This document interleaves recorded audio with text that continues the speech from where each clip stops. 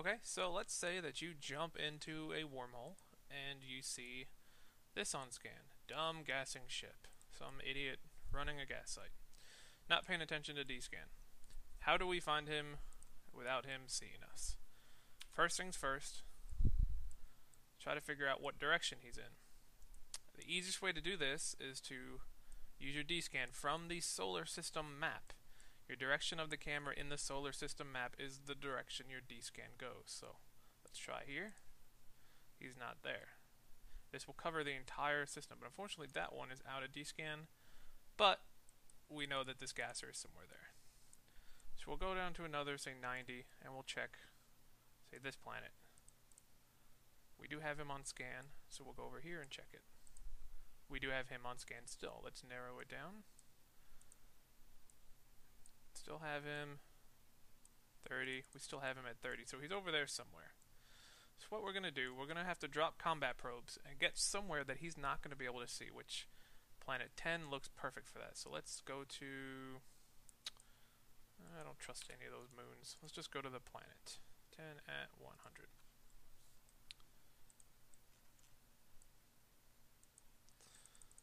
All the while we're watching our little gasser, who's probably not paying much attention.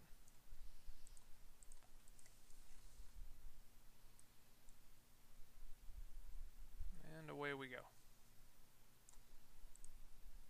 We're off D-scan, and you see out here, there's no hostile ships, there's no anything, there's no towers, there's nothing we have to worry about anyone scouting us as we drop our combats. So this is an ideal location.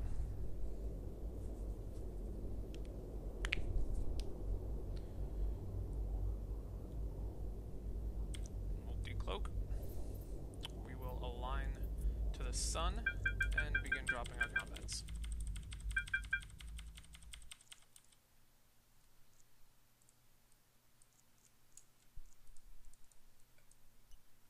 All the while, keep checking D-scan. Alright, probes are out. So now we will warp to the sun at 100. Warp drive active. Cloak up as soon as those probes are gone.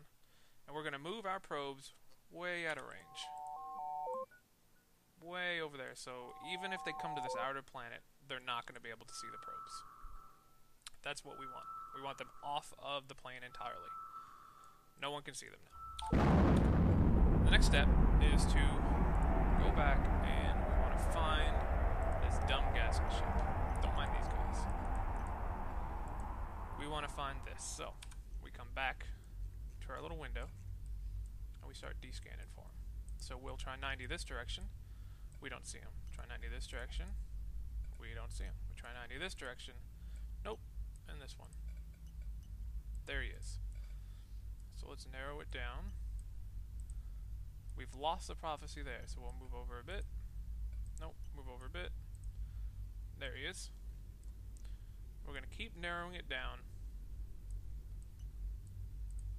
until we find his exact... Alright, we have him at 15. We don't have him at 5.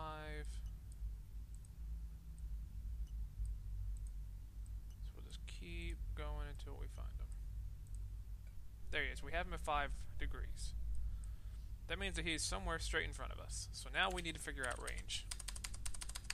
Start out at 150 million. That is 1 AU. We'll go to 30. It's 2. 45 is 3. 60 is 4. 75 is 5. 5 AU. So we have him between 4 to 5 AU. Directly in front of us. Which you can see is right around there. So what we're going to want to do is bring our probes over here. Oh, how the hell are they going over there?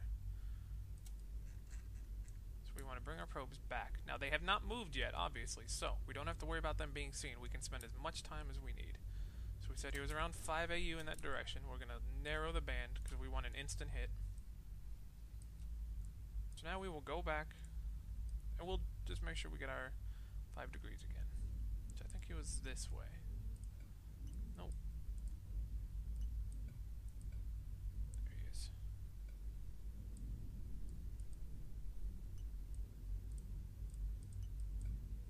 There we go. 5 degrees. So let's move our probes up in line with our camera. at 5 AU, right there. So we'll move in just a bit, actually. Let's get a better accurate. So 75 is 5, 60 is 4. He's not at 4, so we'll try 65. No. 70. No. 72. No. 75. Oh, what the hell. Oh, I moved my camera. Alright, 360. There we go. Prophecy. 60. No. 65. No. 70. There we go. So he's between 70 and 75, which is going to be probably around there. That's what we want. Now we need to do a little triangulation.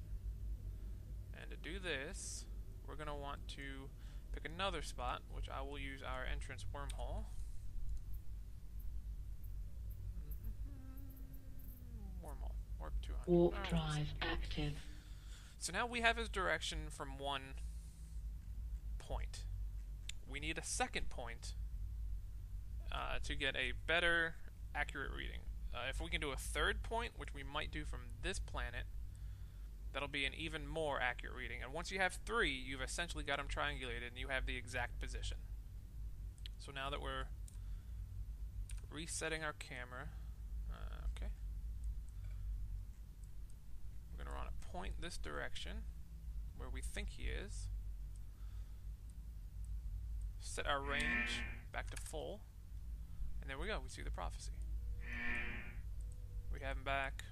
Look at that, we still have him on 5 degrees right there. So let's double check the range. He should be right around 11. So we'll start there. That should be... We don't have him quite at 10.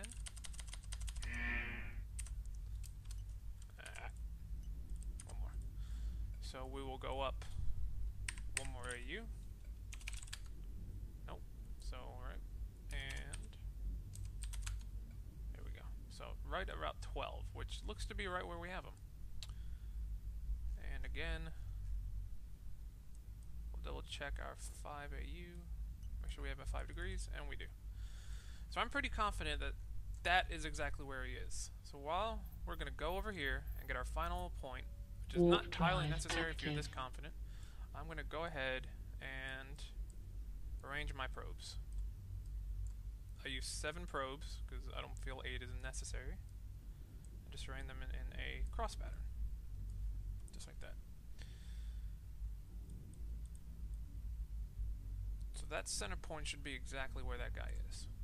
And at this point, our probes are technically out here in space, so they don't even know they're here yet, and we have not been seen. So last thing we're going to do is reset our camera, find our probes in space, and again, comes from this center. You are here, straight forward is where your D-scan goes, so we're going to go straight forward to that center one. 5 degrees. There he is. Last thing is to check his range, which I believe he's going to be at around 10, so we will start there. And line up. There he is, 5 degrees. So that center point, we have 3 confirmed locations. He's right there. So now, all we should have to do is scan. Now our probes are going to move in from way off grid. We can start aligning that direction. We're going to wait for our probes to get us a ship hit. Warp drive active. And move the probes. So as soon as we get in warp, we immediately move the probes, and the probes are completely off scan again. They were on scan for all of maybe 10 seconds. We have 100% hit on this prophecy, where we're going to land confidently tackle. That's pretty much the extent of combat probing. You don't need to have your probes out for a long time. You don't need to spend a lot of time on grid trying to find them. Your probe should be only in system for as minimal amount of time as possible. It's just D-scan, D-scan, D-scan. There's nothing more important than that. Again, from your solar system window, this is the best way to D-scan. a lot of people like to do here for the camera, but the center point can be finicky. There's some ways you can get a square on your ship, which gives you an okay estimate, but this is much cleaner and easier to see, as well as having the range. So that's also a good way to check and find targets very fast. Like right now, I have an Anatheme and a Tengu on scan. I have no idea where they're at. Easiest way to do it is set a 30-degree scan and just hit every single planet. Nope. There we go. So they're at 30 degrees there, which will be that. And bam, I immediately know what planet they're at. I can warp to that planet. There's only 2 moons, but I can warp to that planet and do the same thing because these planets this camera works zoomed in as well. So I can land, point at 5 degrees. Are they there? No. Point at the next one? No. Point at the next one? Yeah. That's how you can find things very, very quickly without having to do a lot of multiple directions, because everything is going to be within 4 AU of a body, unless it's a safe spot, but still. You can use the method that I just showed.